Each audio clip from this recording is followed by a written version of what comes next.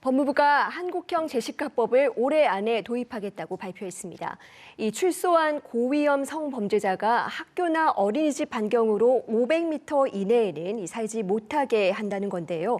어떤 법이고 효과는 어느 정도일지 이 나현경 변호사와 조금 더 짚어보겠습니다.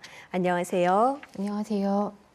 예, 이번 법 개정은 미국의 제시카법이 모델이 됐습니다. 이 성범죄 피해자의 이름을 딴 법인데 어떤 내용입니까? 네, 2005년 미국 플로리다주에서 당시 9살에 불과했던 한 소녀가 옆집에 살던 남성에게 납치돼서 강간당하고 살해된 사건이 있었는데요.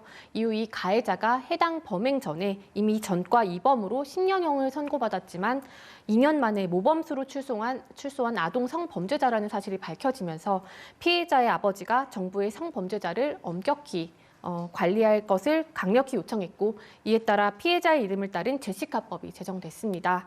이 법은 아동 성범죄자는 초범이라도 징역 25년 이상, 재범은 무기징역 선고를 원칙으로 하는 외에도 범죄자가 학교나 공원 등 아동이 많은 곳으로부터 2,000피트인 약 610m 이내에서는 거주하지 못하게 하고, 피해자 집에서는 10km 이내에 접근 자체를 하지 못하도록 정하고 있고요. 이 법은 플로리다주에서 시작됐지만 현재 미국 내 42개 주에서 유사한 내용의 법이 시행 중입니다. 예, 혹시 이 미국 외에도 이렇게 성범죄자의 주거를 법으로 제한하는 나라가 또 있을까요? 네, 독일 역시 2013년에 재범 우려가 있는 성범죄자들을 출소 이후 보호시설에 수용해서 기간 제한 없이 사회로부터 격리할 수 있는 법안을 마련했고요. 성범죄자에 대한 보호시설에서의 수용 해제 여부를 정기적으로 심사하도록 하고 있습니다. 일본의 경우 아직 주거지 제한은 없지만 2007년부터 갱생보호법을 시행하면서 형을 마치거나 보호관찰 중인 출소자가 자발적으로 지자체나 민간기관에서 제공하는 시설에 입소해서 숙식하며 취업 지원 교육을 받을 수 있도록 하고 있습니다. 예, 그렇다면은 우리 정부가 추진하려고 하는 이 한국형 제시카법은 구체적으로 어떤 내용일까요? 법무부는 최근 올해 핵심 추진 과제로 한국형 제시카법을 도입하겠다고 밝혔는데요. 이 법안은 기존 전자장치 부착법을 개정해서 재범 우려가 큰 고위험 성범죄자들이 출소하면 초등고등학교나 유치원, 어린이집 등 미성년자 교육시설에서 최대 500m 이내에서는 거주하지 못하도록 하는 것이 주요 내용으로 하고 있습니다. 네, 올해에만 이 성폭력 사범이 2,000명 넘게 출소를 하게 되어 있고요. 2025년까지는 이 4,800명의 성범죄자가 이 세상으로 나올 예정입니다. 이럴 때마다 거주지 놓고 사회적 갈등이 많은데 이 거주를 제한하는 것만으로 예방의 효과가 있을까요? 네, 아동 성범죄자들이 대부분 계획적으로 범행을 저지르는 양상을 살펴본다면 재범 방지에는 실효성이 없을 것이라는 그런 부정적인 시각도 있습니다. 하지만 제시카법의 시행으로 적어도 두 가지 효과를 기대할 수 있을 것으로 보이는데요. 성범죄자들이 아동 청소년 밀집 지역에서 소외시킴으로써 아동을 대상으로 한 범행 자체를 최소한 용이하지 못하도록 하는 그런 효과가 있을 것이고요. 다른 하나는 인근 지역 주민들의 불안감 해소인데요. 그동안 이러한 연쇄 아동 성범죄자들의 출소 소식이 있을 때마다 인근 주민들은 불안을 호소하며 반발해 왔습니다. 이들의 분노는 합리적이고 또 정당한 분노임에도 정작 주민들이 할 수 있었던 것은 각자가 스스로 거주를 이전하는 일이었고, 또 이렇게 주민들이 불안과 스트레스 속에서 생활하거나 성범죄자들이 없는 지역으로 거주를 옮기는 일 자체가 하나의 사회적 비용이기도 한데요. 제시카법이 시행된다면 이제는 적어도 학교 인근 지역에서는 더 이상 주민들의 삶의 터전을 떠나야 하는 그런 힘든 선택을 강요받지 않을 것으로 보입니다. 네, 이런 효과가 있군요. 얼마 전에 이 아동 성범죄 전과자 이 조두순의 거주지를 놓고도 논란이 있었습니다. 이 법안 도입 전에 출소한 이 성범죄자들에 대해서도 이 법이 적용이 될까요? 그렇습니다.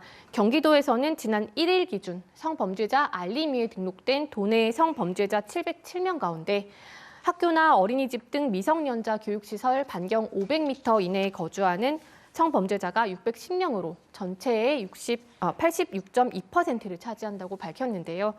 법무부는 이미 출소한 성범죄자들에게도 제시카법이 적용될 수 있도록 법안을 준비 중에 있습니다. 이러한 제시카법의 성격은 과거 범죄에 대한 응보로서의 형벌이 아닌 장래의 위험 예방을 위한 보완 처분으로 이미 출소한 자들에게도 이 법을 적용하는 것이 소급 금지에 대한 위반으로 보지는 않고요. 이에 따라 제시카법이 시행되면 성범죄자 상당수가 현재 살고 있는 지역에서 다른 곳으로 거주지를 옮겨야 할 것으로 예상됩니다. 예, 그런데 이렇게 되면 이 인구가 밀집된 서울과 같은 수도권에서는 사실상 거주가 어려워지기 때문에 뭐 거주 이전의 자유를 침해한다, 뭐 이런 지적도 나오나 봅니다. 네, 이 제시카법은 성범죄자의 거주 이전의 자유와 일반 국민의 생명권 그리고 재산권 이런 것들을 보호하는 가치의 충돌이기도 한데요. 생명권은 일반 기본권들보다 우월한 가치를 지녔을 뿐만 아니라 우리 헌법상의 거주 이전의 자유를 포함한 여러 기본권들은 다른 사람의 권리를 침해하지 않는 범위 내에서, 즉 타인과 그 공존 가능한 테두리 안에서 인정되어야 하는 만큼 해당 정책이 거주 이전의 자유를 침해했다고까지 보기는 어려워 보입니다. 예, 아무래도 이 수도권에는 학교도 많고 교육시설도 많고요. 그래서 이 출소한 범죄자들이 사실상 살기 어려워질 것이다. 그러면 지방으로 몰리게 되는 거 아니냐. 지방 아이들은 어떻게 하냐. 뭐 이런 우려도 있습니다. 어떻게 보십니까? 네. 제시카법이 대도시 생활권에서 성범죄자들을 소외시키면서 비도심 지역을 우범 지역으로 만들 것이라는 지적인데요. 이번 정책은 특정 지역으로 범죄자들을 몰아넣고 또 나오지 못하도록 하는 것이 아닌 오히려 범죄자들의 범죄에 취약한 계층에 대해서 최소한의 사회적 안전장치를 마련한다는 그런 점에서 방점이 있는 것이고요. 또 한국형 제시카법에는 국가가 운영하는 보호수용시설은 거리 제한을 받지 않도록 하는 예외 조항이 있는데 장기적으로는 출소한 성범죄자들이 자발적으로 보호시설에 들어가서 국가의 관리를 받으며 생활하도록 유도하는 그런 정책에 대한 검토도 필요할 것으로 보입니다. 예, 이 법무부는 5월 안에 이 법안을 마련하겠다고 밝혔는데 이 아이들의 안전을 위해서 근본적으로 좀 어떤 대책이 마련돼야 한다고 보십니까?